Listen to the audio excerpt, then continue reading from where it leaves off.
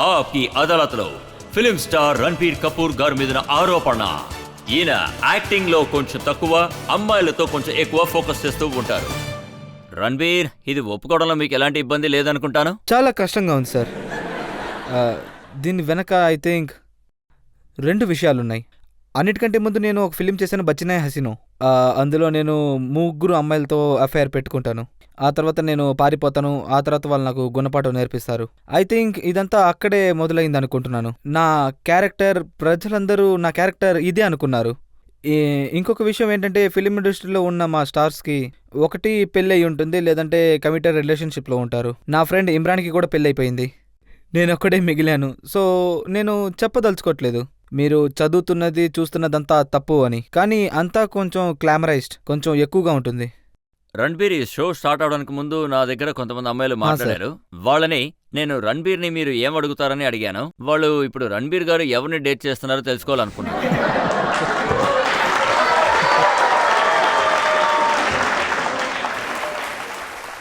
Sir, ఎవరు sir ఆ అమ్మాయి? తను తను తను I would love to date all you guys, కానీ హానెస్ట్లీ నేను చాలా రోజుల నుంచి సింగిల్గానే ఉన్నాను. ఇదే నిజం. నేను రాక్ స్టార్ ఫిలింలో ఫోకస్ చేస్తూ ఉన్నాను. అండ్ నేను నార్మల్ 28 year old బాయ్. నేను పొద్దున్నే లేచి పనికి వెళ్ళిపోతాను. నాకు ఒక గర్ల్ ఫ్రెండ్ ఉండాలని ఆశపడుతున్నాను.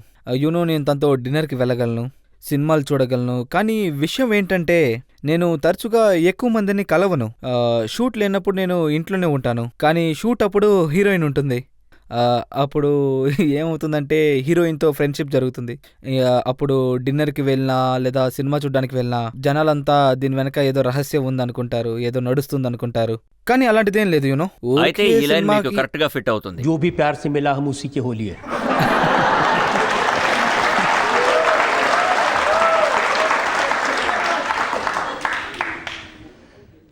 ఎందుకు ఇలా జరుగుతుంది? ఏ హీరోతో యాక్ట్ చేసినా సరే వాళ్ళతో పాటు ఏదో ఒక కాంట్రవర్సీస్ వస్తుంది. వాళ్ళతో అలా ఏం జరగదు, కానీ ప్రజలు అలా అనుకుంటారు. నేను ఒక రిలేషన్షిప్లో ఉన్నప్పుడు I was very honest about it. నేను ఎప్పుడు దాచిపెట్టలేదు. నేను దాని గురించి మాట్లాడను. బట్ ఇప్పుడు really sir, I promise you judge sir, నేను నిజంగా రిలేషన్షిప్లో లేను, సింగిల్గానే ఉన్నాను. అండ్ రియల్లీ చూడండి, ఇది ఒక స్టార్డస్ట్ మ్యాగజైన్. ఇందులో మీ గురించి ఒక స్పెషల్ ఇష్యూ రాశారు. ఇది చదివేటప్పుడు ఇందులో వీళ్ళు మీ అఫైర్స్ గురించి 6 పేజీలు రాశారు. వాళ్ళు ఏం రాశారంటే, మిస్టర్ క్యాసనోవా. అలాగా? తర్వాత అబద్ధం సార్. అబద్ధమా? అంత అబద్ధం సార్. తర్వాత ఏం రాశారంటే, సావరియా సమయంలో సోనంతో పాటు ఈయన పేరు వినిపించింది. పాపం ఈయన వదిలేసి ఆవిడ కెరీర్ డెవలప్ చేయడానికి వింటారు. లేదు సార్, ఇది చాలా తప్పు. ఆ తర్వాత దీపికాతో రిలేషన్షిప్ ఉండింది. ఈ విషయాన్ని మీరు పబ్లిక్ గా ఒప్పుకున్నారు. అది నిజమే సార్. నిజమా? నిజమే. తర్వాత దీపికా గారు మిమ్మల్ని రెడ్ హ్యాండెడ్ గా పట్టుకున్నారు. సార్, అది కూడా ఒక బాగా పెద్ద ఇష్యూ చేసేసారు. అలాంటిదేం లేదు. దీపిక ఇంకా నాకు ఒక మంచి ఫ్రెండ్. మా రిలేషన్ ఎందుకు బ్రేక్ అయిందనేది అది పర్సనల్ మ్యాటర్. ప్రజలు I think out of relationship respect మాట్లాడుతున్నారు. ఫ్యూచర్లో తను పెళ్లి చేసుకుంటుంది. ఐ థింక్ తన గురించి మాట్లాడడం అన్ఫేర్. సో నేను తన గురించి ఏం మాట్లాడాలనుకుంటున్నాను. నేను మీ సెంటిమెంట్ ని గౌరవిస్తున్నాను.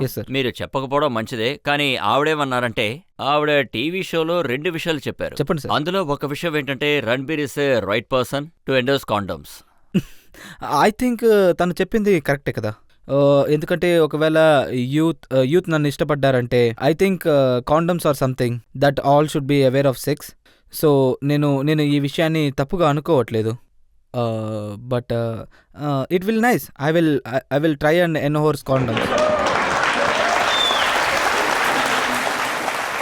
ఆవిడ చెప్పిన 2వ విషయం ఏంటంటే, కత్రినా కైఫ్ గారి పాస్పోర్ట్ ని చెక్ చేయాలని చెప్పారు. సార్, నేను కట్రీనా కైఫ్ యొక్క సెక్రటరీని కాదు, అలాగే పాస్పోర్ట్ కంట్రోల్లో పనిచేయను. సో ఒకవేళ తను చెక్ చేయాలనుకుంటే she is more than welcome.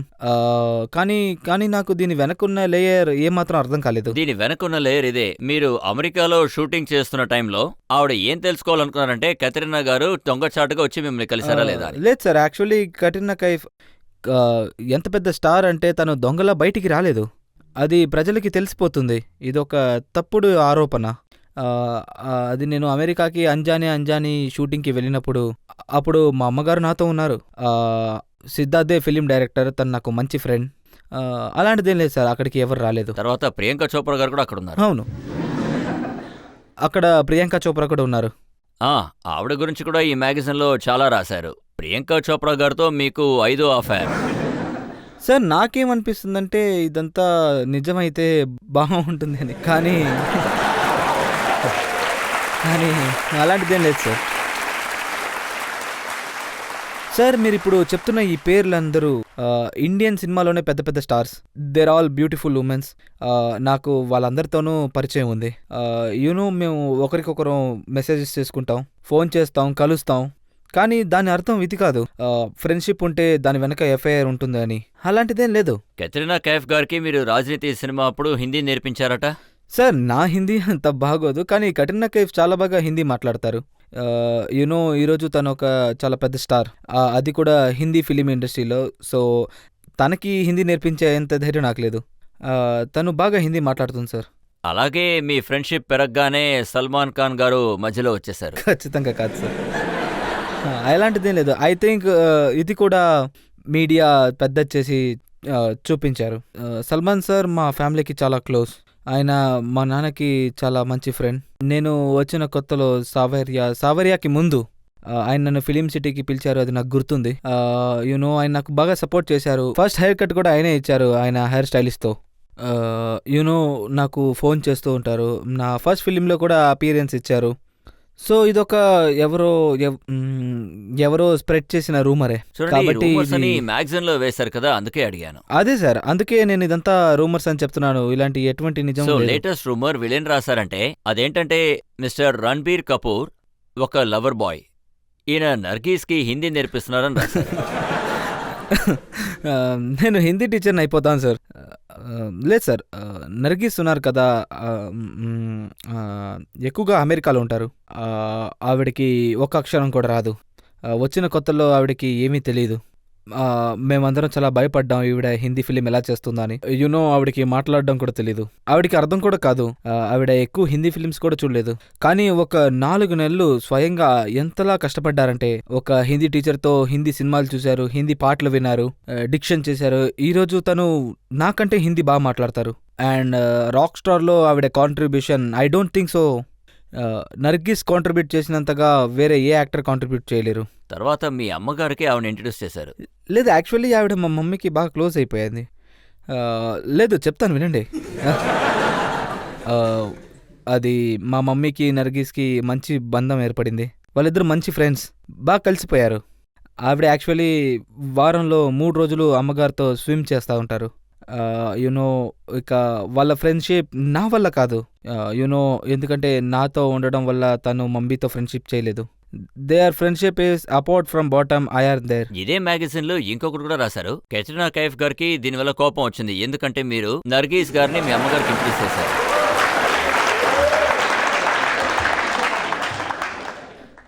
అలాంటిది ఏం లేదు సార్, ఎవరు నా మీద ఇంతవరకు కోప్పడలేదు.